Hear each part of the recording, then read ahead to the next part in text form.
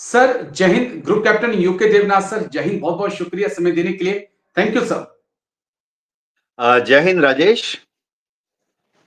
Thank you sir. मैंने अग्निवीरों को लेकर आपके साथ बातचीत करनी थी। कई बार मेरी और आपकी बातचीत हुई है, जिस पॉडकास्ट को काफी लोगों ने सराहा, देखा, पसंद किया।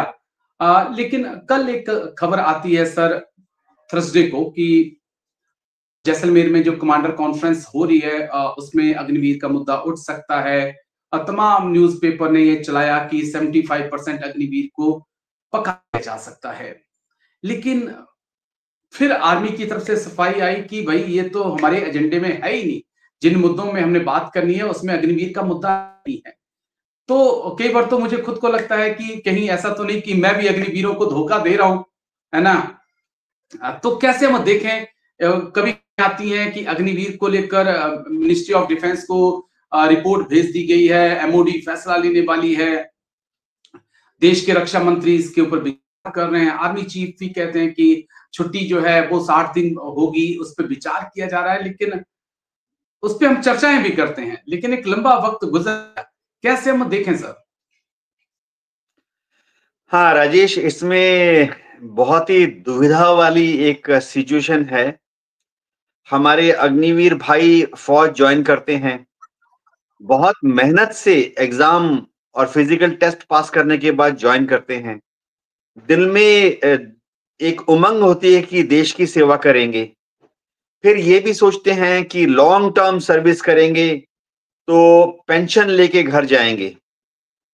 लेकिन जब से जी। अग्निवीर चालू हुआ है तब से एक बड़ी दुविधा आ रही है। अब अगले साल से हर 100 में से 75 अग्निवीर को छोड़ दिया जाएगा, सिर्फ 25 अग्निवीर को 100 में से रखा जाएगा। इससे काफी प्रैक्टिकल प्रॉब्लम्स आ रही हैं। जमीनी स्तर पर तो मैं बता दूं इससे क्या हुआ है, पर्सनल लेवल जी। पर एचआर इश्यूज भी हैं। प्राइवेटली मैं बताता हूं क्योंकि मैं खुद एक गांव में रहता हूं और मेरे पड़ोस में ही बीएसएफ की 25वीं बटालियन है।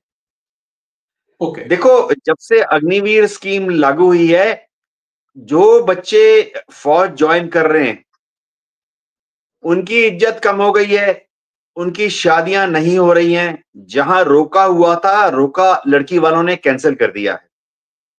जी। दूसरी ये है कि क्योंकि बीएसएफ की 25वीं बटालियन मेरे घर के मात्र 100 मीटर दूर है, बीएसएफ में जो ज्वाइन कर रहे हैं बच्चे एज ए कांस्टेबल, उनकी इज्जत बहुत ज्यादा बढ़ गई है।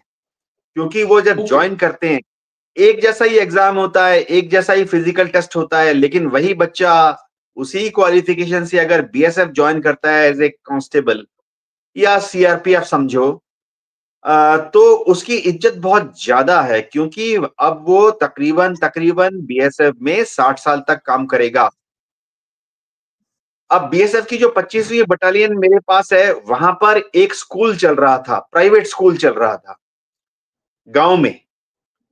वहां पर ओके। उस प्राइवेट स्कूल में गांव के एक मुखिया थे। वो गांव के बच्चों को आर्मी ज्वाइन करने की ट्रेनिंग देते थे। ठीक। वो एक हॉस्टल भी चलाते थे जिसमें 20 बच्चे हॉस्टल में भी रहते थे। आसपास के दूसरे गांवों से आते थे सीखने के लिए, कोचिंग कराते थे। ट्रेनिंग के लिए ये बच्चे दे रहे थे 10,000 रुपया गांव से आकर। और जब जो ठीक बच्चे सर। हॉस्टल में रहते थे, वो हॉस्टल में 15 दिन की ट्रेनिंग होती थी, तो वो हॉस्टल के 15 दिन के लिए देते थे 10,000 रुपया। जी। आप यकीन मारो, ये बच्चे इतने जोशीले होते थे क्योंकि उनको आर्मी ज्वाइन करनी थी। अब जब से अग्निवीर स्कीम चालू हुई है, वो हॉस्टल खाली पड़ा है। ओके। जब से अग्निवीर स्कीम चालू हुई है, वो जो बच्चे जो आसपास के गांव से मेरे गांव में आकर इस सरपंच जी का जो स्कूल था, प्राइवेट स्कूल था, वहां पे ट्रेनिंग कराते थे आर्मी ज्वाइन करने के लिए, वो बंद हो गया है। ये एक सीधा इंडिकेशन है कि फौज की इज्जत, अग्निवीर की इज्जत कितनी कम हो गई है। Agree sir. अच्छा, ये तो चलो प्राइवेट बात हो गई। लेकिन देखो, सरकारी तौर पे भी मैं बता रहा हूं, ऑफिशियल तौर पे बता रहा हूं, अग्निवीर प्रॉब्लम चलने से जो सरकार सोच रही थी कि पेंशन में बचत हो जाएगी, ये गलत धारणा थी। देखो, ओके। बच्चे ने तो फाइनली 5वें साल तो आर्मी ज्वाइन करनी है ना। जी दूसरी बात, बच्चे ने जब आर्मी ज्वाइन करनी है तो लॉन्ग सर्विस, जैसे हम समझते हैं 15 साल तो करेगा ना उसके बाद, बिल्कुल सर। तो उसको पेंशन तो देनी ही है। दूसरी बात, अगर फौज की नफरी 12 लाख होनी चाहिए तो फौज की नफरी तो 12 लाख होगी ही। एग्री। तो हर साल, किसी साल 60,000, किसी साल 80,000 लोग पेंशन पे जाएंगे लॉन्ग सर्विस खत्म करने के बाद, चाहे अग्निवीर स्कीम हो या ना हो। हर साल 60,000 सैनिक, रिटायर। चाहे वो नायक हो या हवलदार हो, वो लॉन्ग सर्विस करने के बाद रिटायर होके घर जाएंगे। इनको पेंशन तो एग्री देनी ही है। तो मेरे को समझ नहीं आ रहा, किसी को भी समझ नहीं आ रहा कि पेंशन की बचत कैसे होगी। चलो, अगर मान भी लिया जाए, ये कुछ मिनिस्ट्री ऑफ डिफेंस में सिविलियन अधिकारी हैं, उन्होंने भारत सरकार को बताया सर पेंशन बचा लेंगे। अरे भाई, वो पेंशन अगर, पहली चीज तो बचेगी नहीं, जैसे मैंने समझाया। बचाओगे भी तो वो आज से वो 15 साल के बाद वो मौका आएगा। जी अरे भाई, 15, अभी तो फिलहाल अगले 15 साल तक तो पहले वाले जो नॉन अग्निवीर थे, जिन्होंने 2022 के पहले ज्वाइन किया, वो रिटायर होते रहेंगे ना। जी बिल्कुल सर। तो पहली चीज तो जैसे मैंने समझाया, पेंशन में कोई कमी नहीं होगी। और अगर ये सिविलियन मिनिस्ट्री ऑफ डिफेंस में, मिनिस्ट्री ऑफ फाइनेंस में या एनएसए सेक्रेटरीट में, मैं नाम नहीं लेना चाहता हूं, अगर ये सोच रहे हैं कि पेंशन कम होगी, तो भी वो 15 साल बाद वो मौका आएगा। एग्री। 15 साल के बाद किसने देखा है यार, कौन सी पार्टी पावर में रहेगी। हो सकता है मेरी और राजेश की पार्टी पावर में आ जाए 15 साल में। जी बिल्कुल सर। लेकिन सरकारी तौर पे मैं बता रहा हूं, ये जो कहते हैं ना कि अग्निवीर चलाने से एवरेज एज कम हो जाएगी, ये किसको झांसा दे रहे हैं भाई। अग्निवीर चलाने से कैसे एज कम होगी? आप अग्निवीर को चौथे साल भगा दोगे, जी कच्ची उम्र का है। उसके बाद आप 5वें साल से अगले 15 साल तक लॉन्ग सर्विस करवाओगे, पक्का करवाओगे। बिल्कुल। उसके बारे में कोई कोई भारत सरकार की नीति नहीं आई है कि अग्निवीर जब रिज्वाइन करेगा 5वें साल में, तो उसकी सर्विस मात्र 5 साल की या मात्र 10 साल की होगी। या फिर एक उसकी साल की सर्विस, होगी। मुझे ये भी है कि वो क्या फिर 4 साल बाद आज ए सोल्जर उसकी सर्विस 1 साल काउंट होगी या 5 साल मैसेज काउंट होगी? भेज सर दो, मेरा मैसेज तो भेज यही दो। कंफ्यूजन है मुझे। हाँ, तो अभी कोई क्लैरिफिकेशन आई नहीं है। एक चीज अब जो मिनिस्ट्री ऑफ डिफेंस में एक बड़े जनरल साहब ने बता दिया है, सुन के मेरा जिगरा हिल गया। उन्होंने तो पूरी कहानी ही हुई अग्निवीर की उल्टी कर दी। उन्होंने कहा कि 4 साल के बाद सबको भगा दिया जाएगा ओके। और उसके बाद उनमें से 25% जो रिजॉइन करना चाहते हैं उनको लिया जाएगा।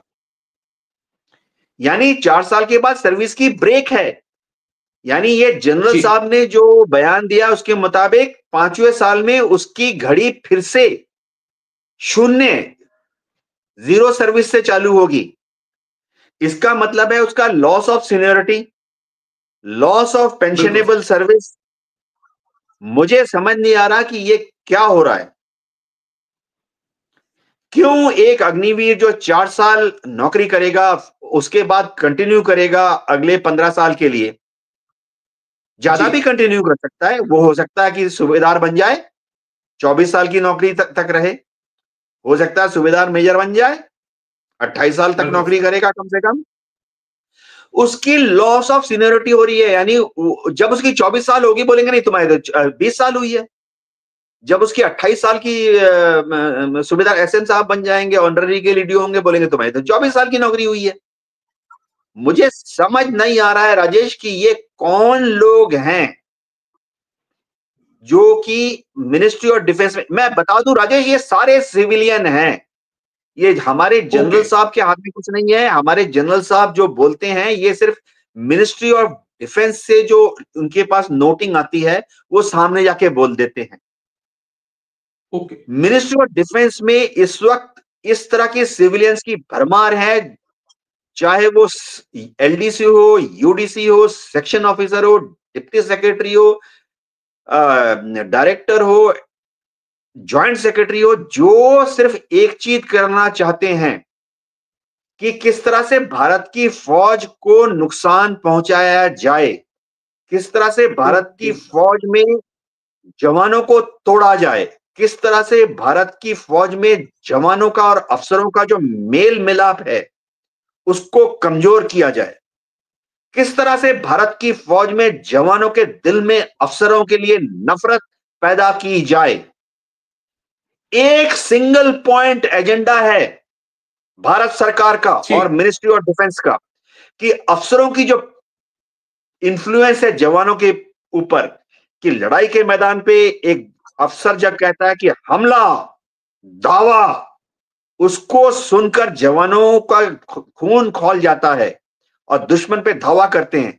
मिनिस्ट्री ऑफ डिफेंस अफसरों की जो ये पकड़ है जवानों पर उसको कमजोर करना चाहती है, इसीलिए अग्निवीर स्कीम लाई गई है। बाकी मैं एयरफोर्स की चीज बताता हूं जी। अग्निवीर स्कीम जब से आई है, हर टेक्नीशियन, देखो एयरफोर्स टेक्नीशियन होती है बिल्कुल सर। ज्यादातर एयरफोर्स में हमारे नॉन टेक बहुत कम होते हैं। ऐसा ही नेवी में भी सब टेक्निकल होते हैं, नॉन टेक्निकल बहुत कम होते हैं।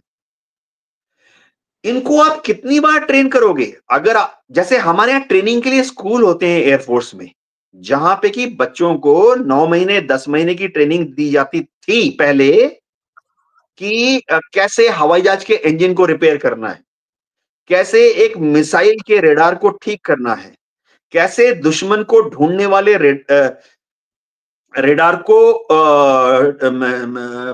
रिपेयर करना है। ठीक है। अब वो ट्रेनिंग 9 महीने 10 महीने से कम करके 6 महीने कर दी गई है जी। तो क्या सिखाओगे आप उसको 6 महीने में? और फिर ये यूनिट में पहुंच जाते हैं। तो यूनिट में उनको समझ नहीं आता कि यार पहले 10 महीने की ट्रेनिंग में ये कुछ सीखते थे, अब 6 महीने का मतलब 5 महीने की ट्रेनिंग में ये क्या सीख के आते हैं कि यूनिट में आप इसको एक हवाई जहाज के इंजन पे बिठा दोगे और बोलोगे कि हाँ ठीक कर। तो यूनिट में इनको पीछे ही रखा जाता है। अग्निवीर का इस्तेमाल यूनिट में किस लिए हो रहा है मैं बता रहा हूं, टेक्निकल ट्रेड है ये, उनका इस्तेमाल होता है। जा यार क्लीनिंग मटेरियल ले आ, जा यार हवाई जहाज को साबुन से रगड़ के चमका दे, जा यार हवाई जहाज के कीचड़ चक्के में जो कीचड़ लगी है उसको साफ कर दे, जा यार बंदूक ले ले और रात को नाइट वो वायर फेंसिंग है ना, पेरीमीटर फेंसिंग, वहां जाके गार्ड ड्यूटी कर रही। किसी भी अग्निवीर को सीरियस हवाई जहाज का या मिसाइल का, और जैसे S-400 आ गया, काम नहीं दिया जाता। ओके। फिर अगर आप देखो, मैं प्रैक्टिकल डिफिकल्टी बता रहा हूं। समझो पहले हम यूनिट से डिमांड आती थी कि S-400 पे 100 टेक्नीशियन चाहिए, तो हम 100 को ट्रेन करके भेज देते थे ये सोच के कि भाई अब ये अगले 15 साल तक S-400 मिसाइल यूनिट में काम करेगा। आर्मी में भी तो एयर डिफेंस मिसाइल है। बिल्कुल। अब क्या हो रहा है, हर 4 साल में आप 100 में से 75 को भगा दोगे जी। तो यूनिट से अगर डिमांड आती है कि 100 अग्निवीर उनको चाहिए S-400 मिसाइल यूनिट में, तो आपको 100 की ट्रेनिंग नहीं, आपको 400 की ट्रेनिंग करनी पड़ रही है, क्योंकि 300 को तो आप भगा दोगे ना, 300 को आप भगा दोगे। तो इतने ट्रेनिंग स्कूल कहां पर हैं चार गुना ट्रेनिंग कराने के लिए? इतने उस्ताद, गुरुजी, इंस्ट्रक्टर कहां पर हैं? इतने लेबोरेटरी, वर्कशॉप कहां पर हैं? टेक्निकल ट्रेनिंग में लैब में काम करना पड़ता है, काम सीख।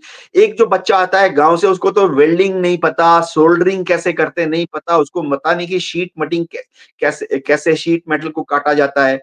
अब वो मिसाइल यूनिट में जाएगा, जाहिर बात है वेल्डिंग करनी पड़ेगी, सोल्डरिंग करनी पड़ेगी, शीट मेटल काट के रिपेयर जॉब करना पड़ेगा, लेथ मशीन चलाकर उसको मेटल टूल को काट के मिसाइल में लगाना पड़ेगा ना। थोड़ा सा एक स्पेयर पार्ट आप फिट कर रहे हो, थोड़ा बड़ा हो गया, थोड़ा छोटा हो गया, घिसना पड़ता है उसको लेथ मशीन में।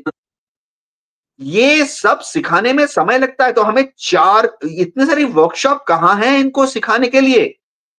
तो ट्रेनिंग इंस्टीट्यूट में हो क्या रहा है मैं बताता हूँ राजेश। ये आते हैं, पहले इनकी 10 महीने की ट्रेनिंग होती थी, आजकल 5 महीने की ट्रेनिंग होती है। ये आते हैं, 5 महीने तक इनको कुछ सिखा दिया जाता है आनन फानन में। कि बच्चों देख लो ये वेल्डिंग मशीन है, वेल्डिंग सीख गए। बच्चों देख लो ये सोल्डरिंग का सामान है, आपको सोल्डरिंग सिखा दिया। बच्चों ये देखो ये लेथ मशीन है, आप लेथ मशीन सीख गए। बच्चों ये देखो वोल्ट मीटर अमीटर है, आप सीख गए इलेक्ट्रिसिटी। और इनको यूनिट में भेज दिया जाता है। और जब ये यूनिट में पहुंचते हैं तो इनके जो टेक्निकल अफसर हैं या इनके जो वारंट ऑफिसर्स हैं, जिनकी नौकरी 20 साल 30 साल हो चुकी है, उनको समझ नहीं आता इस बच्चे को क्या काम दें। तो यूनिट में अग्निवीर का इस्तेमाल, टेक्निकल ट्रेडमैन का इस्तेमाल सिर्फ नॉन टेक पीटी के लिए लोगों को भेजना है, 40 लोगों को अग्निवीर को भेज दो। 26 जनवरी की परेड में भेजना है, 15 अगस्त में भेजना है, कहीं पर लखनऊ में परेड के लिए या हैदराबाद में परेड के लिए अग्निवीर को भेज दो। ऐसे ही चल रही है अब एयरफोर्स। एक और चीज मैं बताता हूं राजेश, जैसे ही अग्निवीर, या पहले भी होता था कि पहला 1 साल तो यार वो यूनिट के कामकाज सीखने में ही चला जाता है। पहला 1 साल किसी पहले भी होता था कि क्वार्टर मास्टर स्टोर कहां पर है, आर्मरी कहां पर है ना। पेरीमीटर में अगर आपको टावर नंबर 11 पर ड्यूटी मिल रही है, नाइट ड्यूटी, तो रात का खाना कहां किस वक्त कैसे कलेक्ट करना है। 1 साल तो ये सब सीखने में ही चला जाता था, अभी भी जाता है। और दूसरे साल तीसरे साल अग्निवीर थोड़ा बहुत सीखता है, थोड़ा बहुत काम करता है। चौथे साल से वो घर जाने के चक्कर में रहता है जी। चौथे साल में अग्निवीर का जो आखिरी साल होता है, वो सोचता है यार 100 में से 25 को रखेंगे, मेरे को तो, मेरा नाम तो 75 की लिस्ट में आ ही जाएगा, भगाने वाले इन्होंने मेरे को भगाना है। तो वो काम सीखना बंद कर देता है, काम में इंटरेस्ट लेना बंद कर देता है। यूनिट भी सोचती है मैं, क्योंकि अफसरों से, टेक्निकल अफसरों से और सीनियर टेक्निकल वारंट ऑफिसर्स से बात कर चुका हूं, जैसे आर्मी के जेसीओ साहिबान होते हैं, चौथे साल में इनको कोई नया काम सिखाया ही नहीं जाता। होता है ना टेक्निकल काम बेसिक काम होता है, टेक्निकल काम एडवांस टेक्निकल काम भी होता है। चौथे साल में इनको एडवांस टेक्निकल काम कुछ सिखाया नहीं जाता, ये सोच के कि यार ये गधा अब घर जाने वाला है, भारत सरकार इसकी मुंडी पकड़ के इसको भगा देगी, तो इसको एडवांस टेक्निकल चीजें क्यों सिखाएं। जी। तो हो ये रहा है कि एयरफोर्स में नफरी भी कम हो रही है, जो आ रहे हैं वो टेक्निकल काम नहीं कर रहे हैं, उनकी सिखलाई भी कम हो गई है। देखो चौथे साल में घर जा रहा है ना, तो क्यों सिखाओगे एक आदमी। मैं चाहता हूं कि भाई इस अग्निवीर को मैं एडवांस रेडार ट्यूनिंग सिखाऊं, एडवांस टेक्निकल चीजें सिखाऊं, हाइड्रोलिक सिस्टम का एडवांस रिपेयर एंड मेंटेनेंस सिखाऊं। लेकिन मैं ही सोचूंगा यार इसको मैं सिखाऊंगा, ये 8 महीने बाद तो घर जा रहा है, ऑलरेडी वो डिस्चार्ज के अलग अलग फॉर्म भरने लगा है, तो मैं कहूंगा यार इसको सिखाऊंगा तो वेस्ट है। तो सिखलाई भी कम हो रही है, उनकी ट्रेनिंग यूनिट में जो ट्रेनिंग होती थी वो भी बंद हो गई है चौथे साल में। ये भारत सरकार को कौन समझाएगा। जी राजेश। चलिए जी, ये बड़ा इंटरेस्टिंग है, क्योंकि जिस प्रकार से आपने तो पूरी पोल पट्टी खोल के रख दी, लेकिन इतना जरूर है कि कई बार ऐसा लगता है कि जो हमारे जनरल्स हैं, आर्मी चीफ हैं या आर्मी कमांडर्स हैं या एयरफोर्स के चीफ हैं, उनके हाथ में भी मुझे लगता है कुछ नहीं है। सब कुछ जो है 2 से 3 लोगों के पास है, वही फैसला करेंगे, वही तय करेंगे कि अग्निवीरों की किस्मत आगे क्या होगी। लेकिन शुक्रिया, बहुत बहुत शुक्रिया group captain UK Devnath sir, आप आए और इस बेहद संवेदनशील मुद्दे पे आपने बात की। थैंक यू सर, जय हिंद, take care sir, thank you sir. जय हिंद राजेश। Entry